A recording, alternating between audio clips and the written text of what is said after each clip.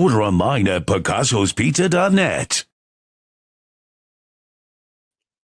What's up, everybody? Welcome to this Train Wreck Sports Podcast, where we are here to pay the bills. Jake Micah joined, as always, by my co-host, Mike Bunt, and now, as always, by our new co-host joining last week, Ajay Sobolski, back again. Guys, we are here. It is June 10th, and Mike, James Cook showed up to mandatory minicamp today.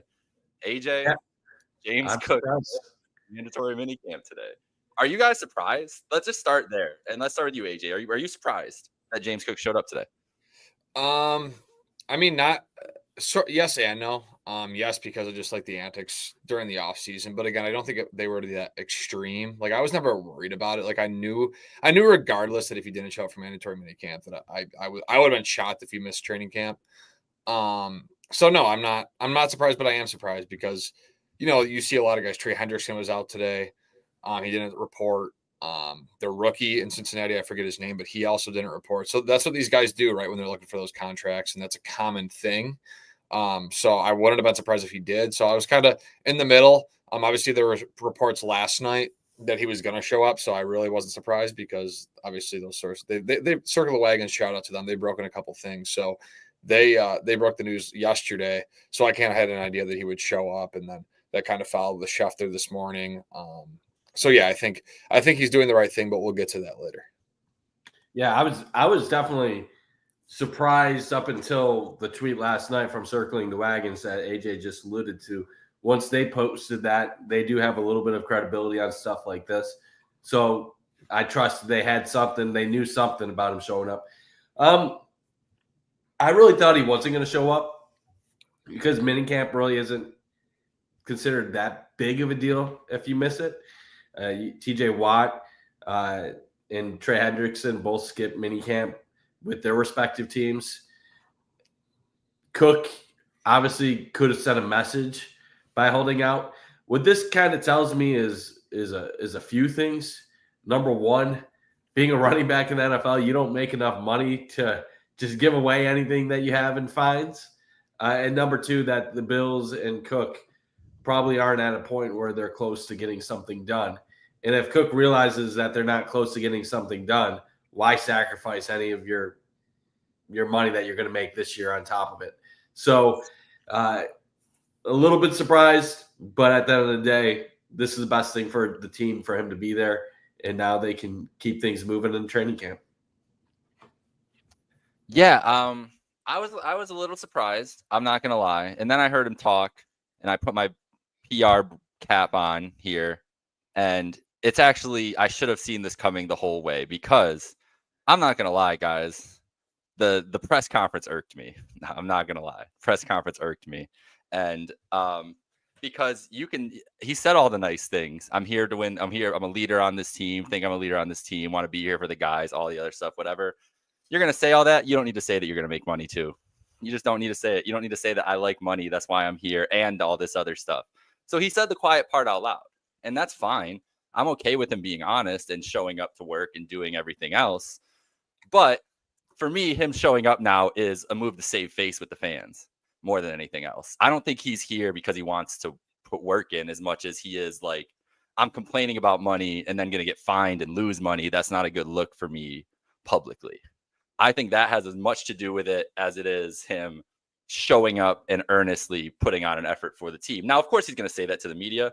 The guys probably don't give a shit. They just want him on the field. I'm just taking it in for what I think might inform decision-making going forward. I think him mentioning the money and then the team shows us where the priorities are, and that's fine. That's fine. But you can't talk about both sides of your mouth then. Like, it's one or the other. It's not, I'm here for that and that. It's the money, and that's fine. You don't want to get fined. You want a big payday. You're trying to maximize that. Cool. Let's work on that, though. Let's not give him the credit. Oh, he's such a great leader. Nah. I'm not doing it. Jake, that's why he said what he said, because he will get credit for saying that, and that's what the team wants him to say. You're in PR. You know what you would tell somebody that's if you're advising them, you would tell them to mention doing this for the winning and be a part of a Super Bowl, and then you get AJ tweeting about it and getting 1,000 likes, and it's how the system works. It's a beautiful thing. But Yeah, we all know why he's there. It's simply so he doesn't get fined. But if he comes out, Jake, and says, "I'm just here to not be fined," then he looks like a dick, and that doesn't come across well, especially when every fan over the age of 50 on Facebook is already grilling him for wanting $15 million.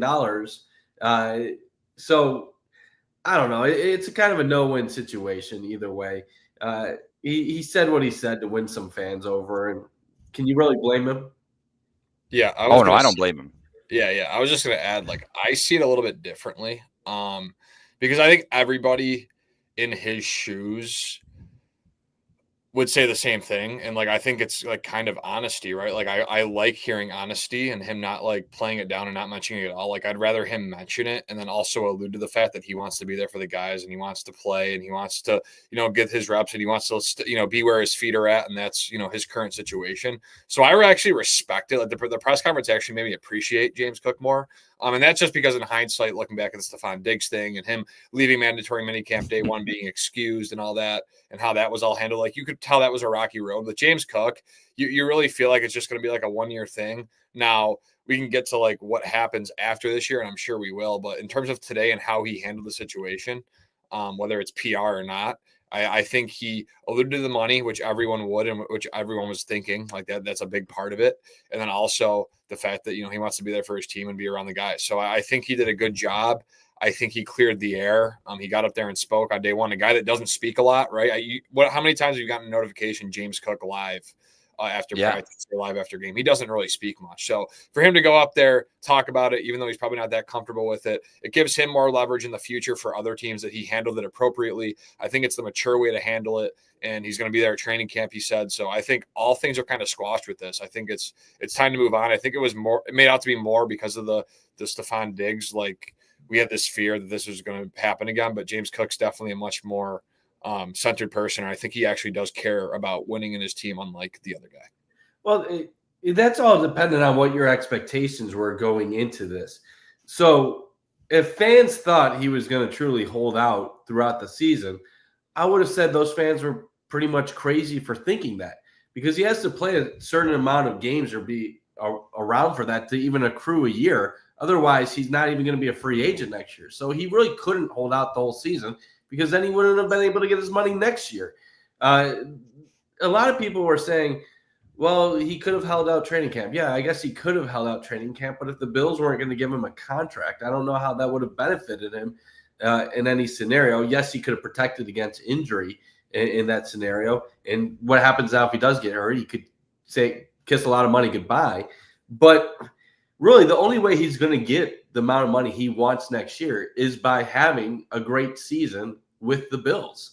And the only way that happens is if he's in minicamp, he's at training camp, he is involved with the team, and they make sure to maximize his ability out on the football field. If he skips half a training camp and ends up rushing for 450 yards on 4 yards a carry, you know what he's doing next year? He's signing a small little deal, and he's going to have to prove himself once again. So I think this was the best case scenario for really everybody, assuming that a deal wasn't going to get done. Mm-hmm.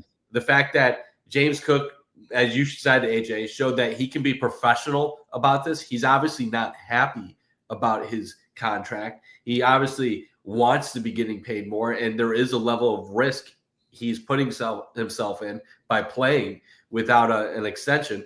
But it shows that he sees the bigger picture in front of him, and that the Bills also realize we need you on the field. So this couldn't have gone any better, and I think it's good news that this isn't going to be a Diggs issue or a holdout situation going forward.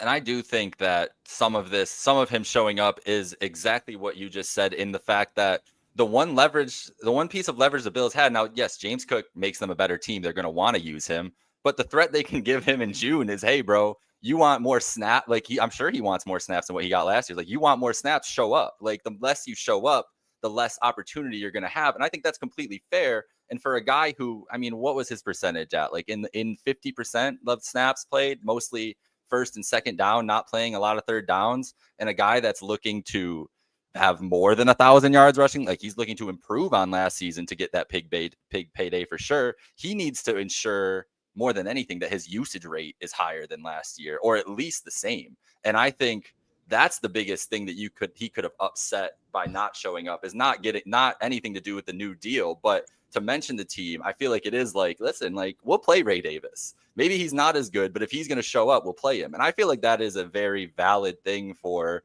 McDermott and co to use as leverage. And I feel like that's part of the reason he's here today, because he needs to be on the field to get that payday too. Like, he needs to have a better season than last year. He needs to have 1,100 yards rushing, in my opinion, to improve on this. He needs to show it again that it's not an outlier. So I do respect it, especially from that, AJ, like, to show up to work knowing, like, I got to earn this still as much as anything too.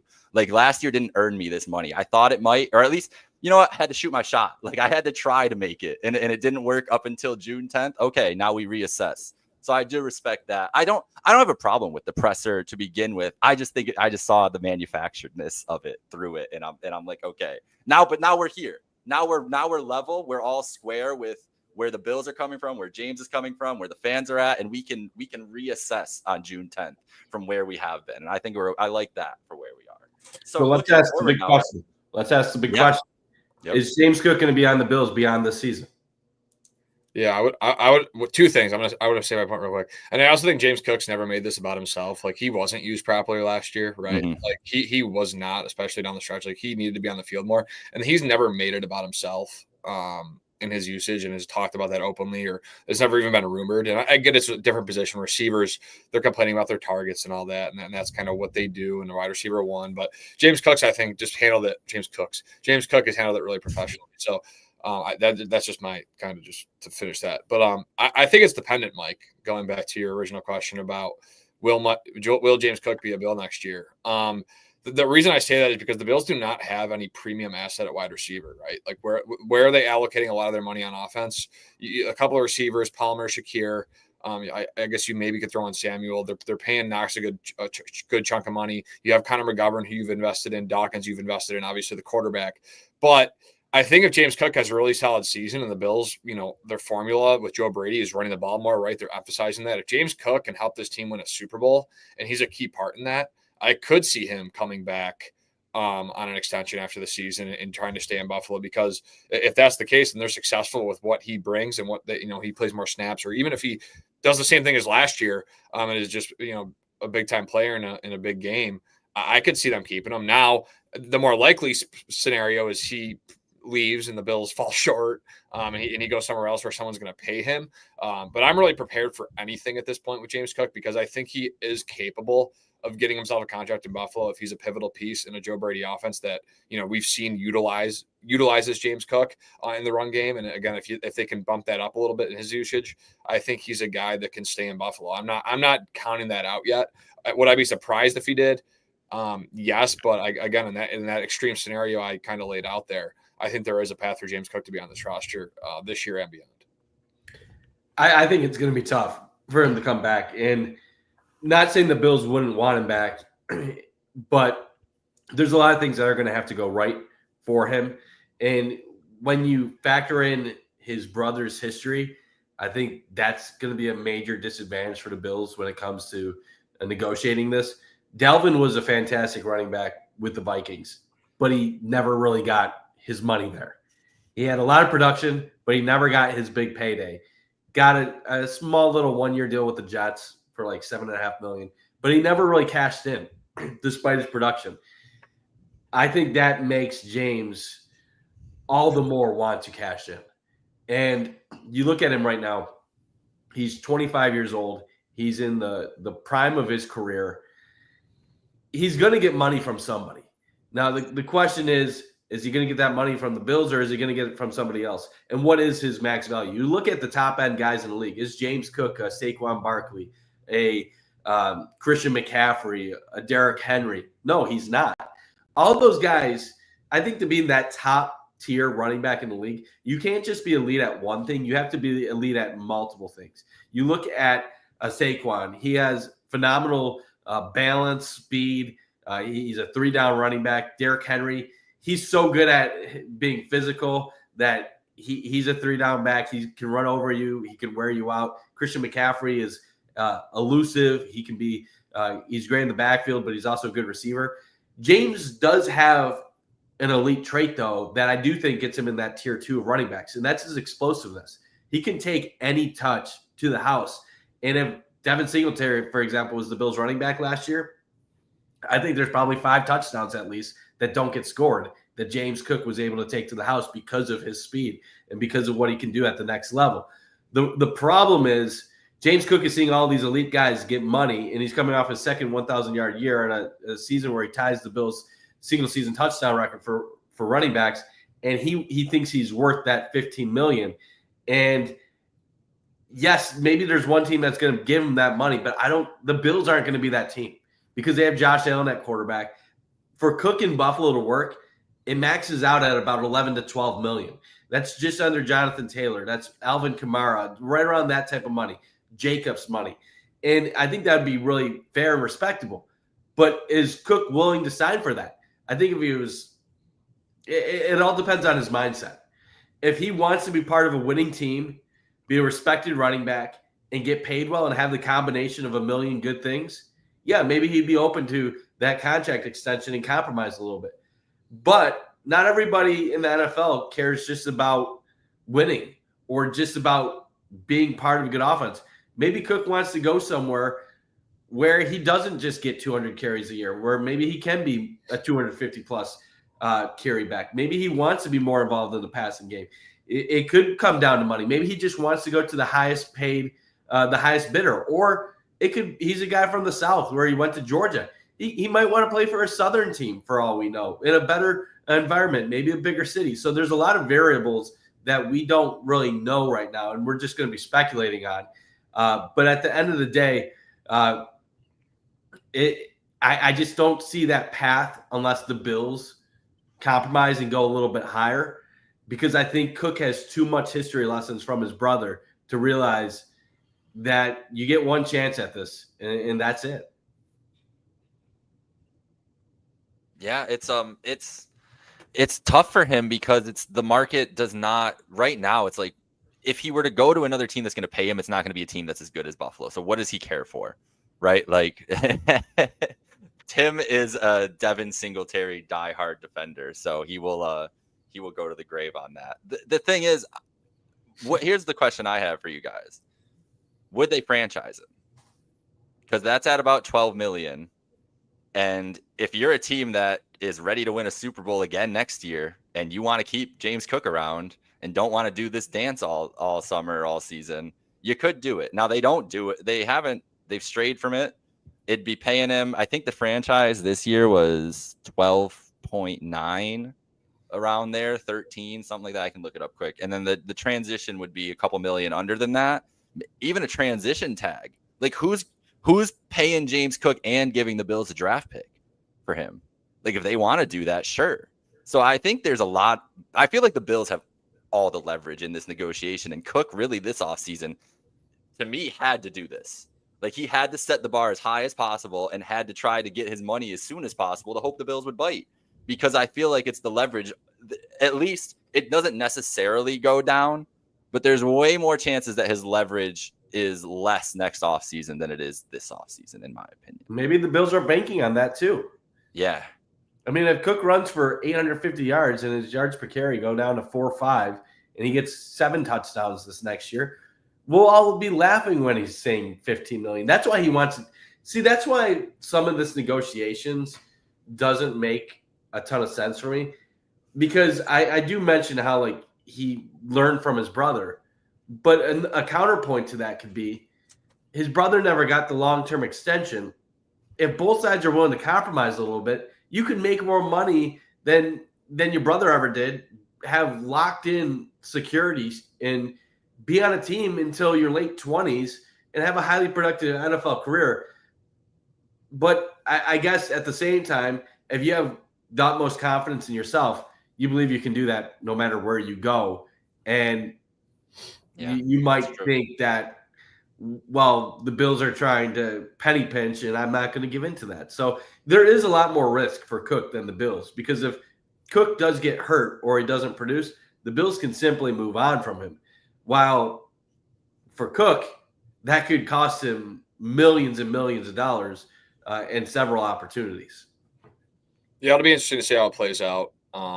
Again, I think he played really well last year, and I think he's a guy that they obviously like. And all the players have spoken highly of all the coaches. Business is business. They had to take care of other guys this offseason. Christian Benford comes to mind, and a couple. There's a couple other guys that they extended. So I think this Bills team right now, they like what they have with James Cook and Ray Davis and Ty Johnson in that running back room, and they're just going to live in the moment. I think, again, this isn't going to be a topic of conversation anymore, and we're just going to look forward to the season and hope James Cook has another really good season for us, and whatever happens beyond that.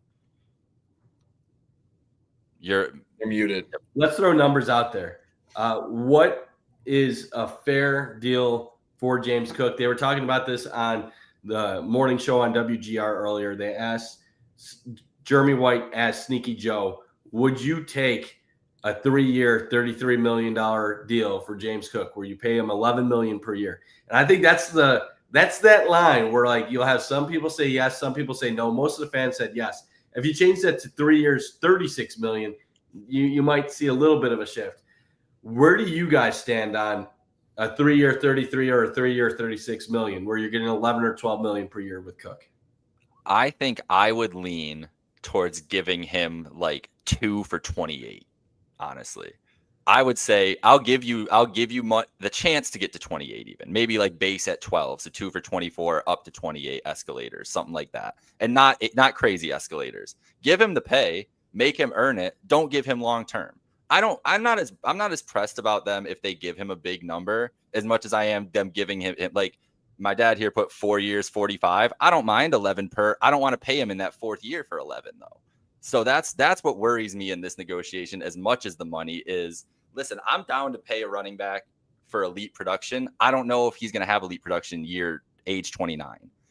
So that's what worries me about extending a running back. Can you get them to agree to the shorter deal on a bigger money so he has that guaranteed money for a couple years? Maybe. I don't know though. So I think 3 for 33 is probably the limit I would do on a long-term deal, honestly. What about you, AJ? Yeah, I'd be fine with. I mean, it's really dependent on this season because I'm bought in on James Cook, but again, I need to see it again. But if he produces like he did last year, 3 for 33, 3 for 36, when you're not putting a lot of money into the wide receiver position, and he's a guy that you can trust, I'm fine with it. I think that's now if you're getting like 3 for anything above 12, like 10 to 12 million.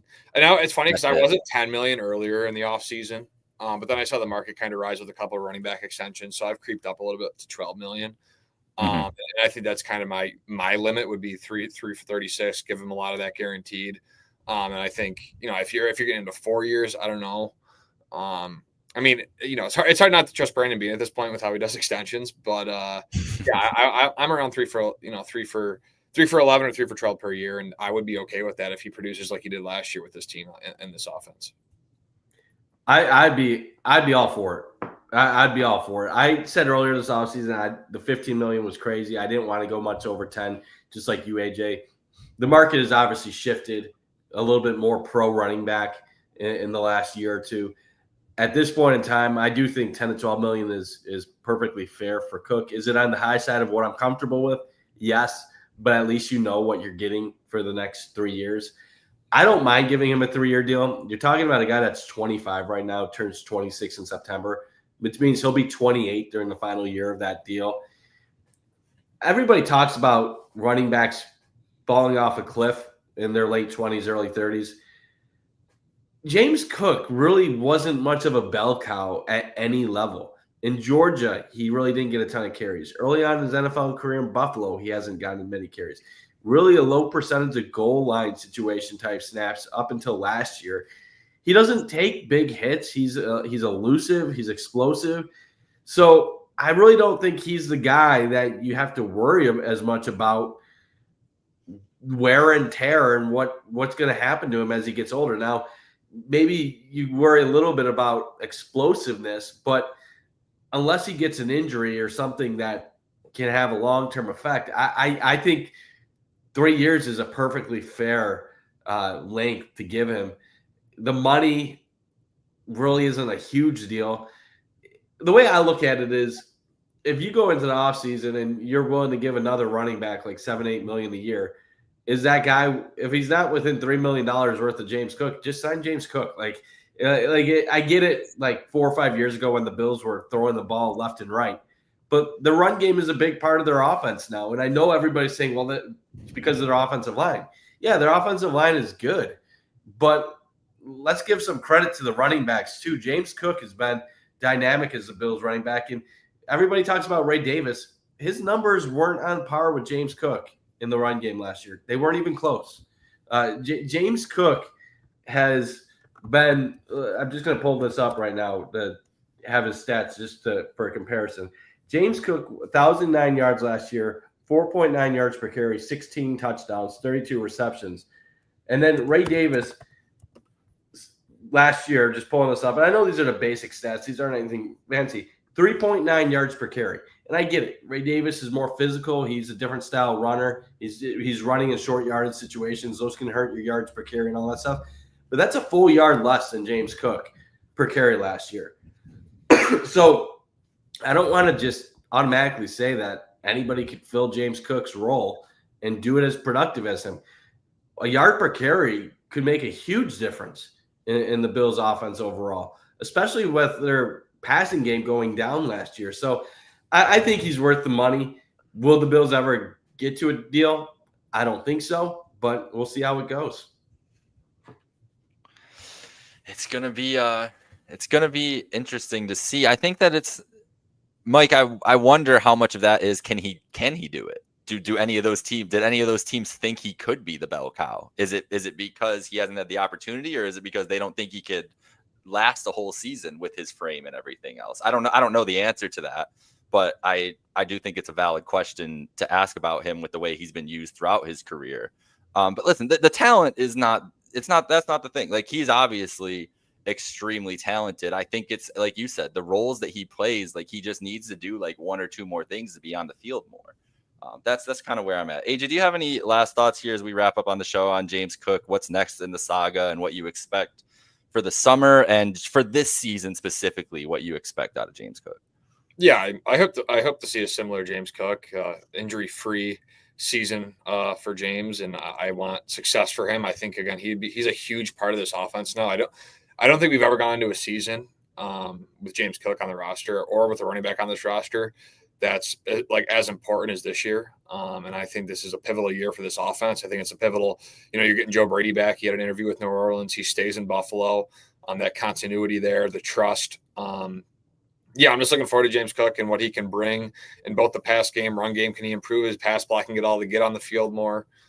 There's a lot of little things that I'm looking forward to. Can he keep the ball off the ground and all that? But yeah, I'm looking forward to see how they use him in the red zone again, goal line. His touchdown production is that, was that an outlandish season from him, or was that more of an outlier season, or was that a season that he can actually continuously, produce that at that rate? So, and if he does, he's probably not a Buffalo Bill next year, but with his team and how it's assembled, if he's producing like that again, they have a great shot to get to the AFC Championship again and make a run. So that's really all I'm looking forward to. Joe Brady, James Cook, how that, that continuity builds in this offensive line and how they kind of gel together. Yeah, I can't wait to see how it all works out. This offense should be it's tough. On paper, the Bills are a more talented team than they were last year. They're a better team. The roster still about players, but statistically, are they going to put up the same numbers as last year? I don't know. It's going to be hard to replicate 30 points a game and everything that they did last year. So even in the McDermott era, you've seen them bounce from 13 to 11, 13 to 11 to 13 several times. So it's going to be tough because I do believe Cook can replicate his rushing yardage and his yards per carry from last year, but the touchdown numbers are going to be difficult for him to get to. 16 touchdowns, that's a high number for any running back in the game. But I do think he can put up numbers, but a lot of it's going to be all dependent on what Joe Brady wants to do for this offense. Last year, they lacked separators in the passing game, and I think a little bit of the offense was forced to be a power running team and a team that can run it down other teams' throats because they didn't really have the ability to attack teams in the air some ways. Now you bring in guys like Josh Palmer, Elijah Moore, and you have different receiving threats on the squad. I think they will go to the air a little bit more this year. Will that mean reduced carry, reduced workload for Cook? We'll see. There's a lot of different things that'll play into it. And at the end of the day, if he got 11 to 12 million, I think that'd be more than enough, like fair market value.